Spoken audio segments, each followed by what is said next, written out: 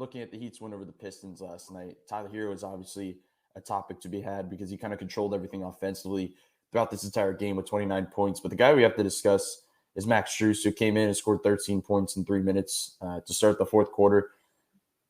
I asked Max Strus after the game about valuing screeners, guys like Bam, guys like PJ, because if you look at the way he's able to get these shots, they're a major part of that. He mentioned that he just basically, if you ask Bam, he thanks him after every single time.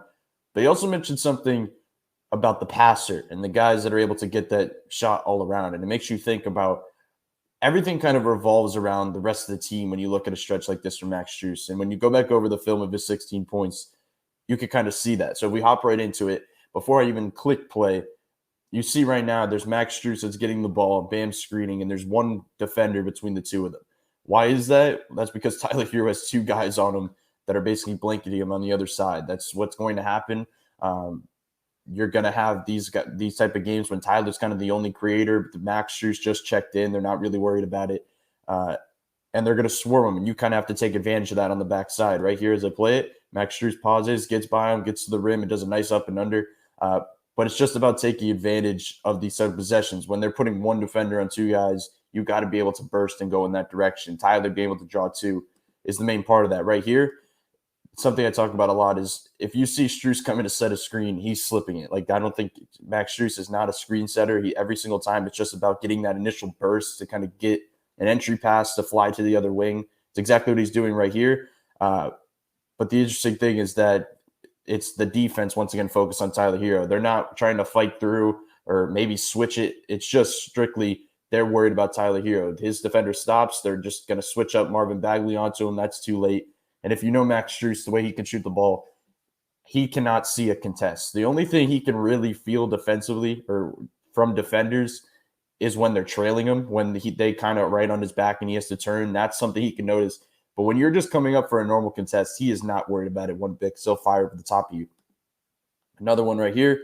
You're going to see, if I go back a little bit, Max Strus looks to be setting a screen for Tyler. Like I just said, all he likes to do is basically slip it every single time as I go forward. Slips the screen, pops up. Kelly Olynyk is way, not alert on this type of possession. Still worried about Tyler possibly flying down baseline. Quick handoff from Bam. Bam is able to kind of clear off Marvin Bagley. Kelly Olynyk's late. He fires over the top. As we can see, that's 8 points to start this fourth quarter of this little run. That's 3 really good looks in terms of just other guys setting them up because they're worried about other things. Right here, it's a little bit of a different view, but you still get the idea. It's an inbound to Tyler. You're going to see just a quick little side pick and roll from Tyler and Bam, but Max Strus is to the left in that corner right here. And the part about it is when you put Max Strus after you just had 8 points on the strong side with Tyler driving, you kind of have to pick your poison. Does Kelly Olynyk help down right here onto Tyler and you risk maybe a kick out to another Max Strus 3? Or do you let Tyler drive all the way down to your left side with the way he's been rolling to the basket all night? Right here, Kelly Olynyk, you can't really see it because he's behind the referee, but he edges down on Tyler, and then Max Strus gets the kick, and he's able to fire right over the top. Just another great possession of crediting the passer, and not even that one wasn't even on any type of screener. It's just when you have that type of pressure putting on a defense in terms of Tyler Herro, Max Strus, if he could just do his one job of shoot the basketball, it just leads to great possessions like that one.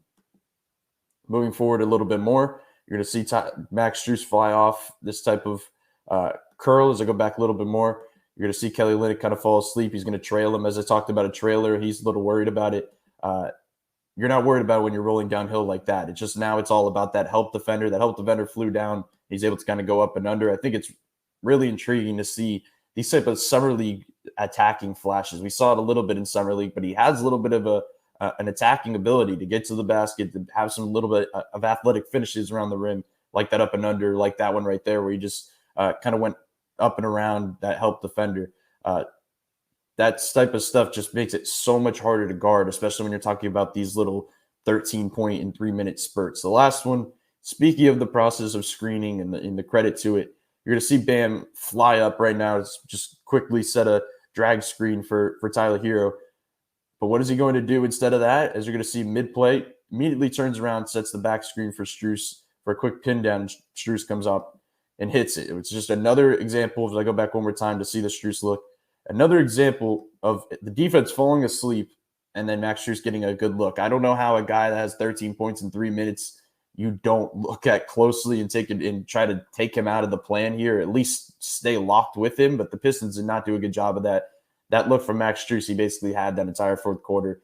He ended up with 16 points. That's the type of stuff that'll basically be Max Strus's role in the postseason or later on this season. He's going to be a situational spark that they can throw in there. Maybe if the offense looks like it did last night, throw Max Strus in, see if he can maybe get you out of the mud in some type of way.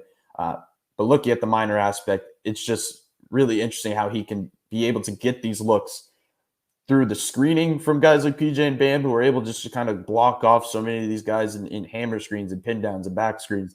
But it's also the pressure of a guy like Tyler Herro that he's able to take off as a passer just because the defense is so worried about it. That scoring run, just either if it's Bam or PJ, just the screening that they're able to provide, either on the pin downs or the hammer screens for you in this game to get your shots. Just how much do you value that element of their game? Oh my God.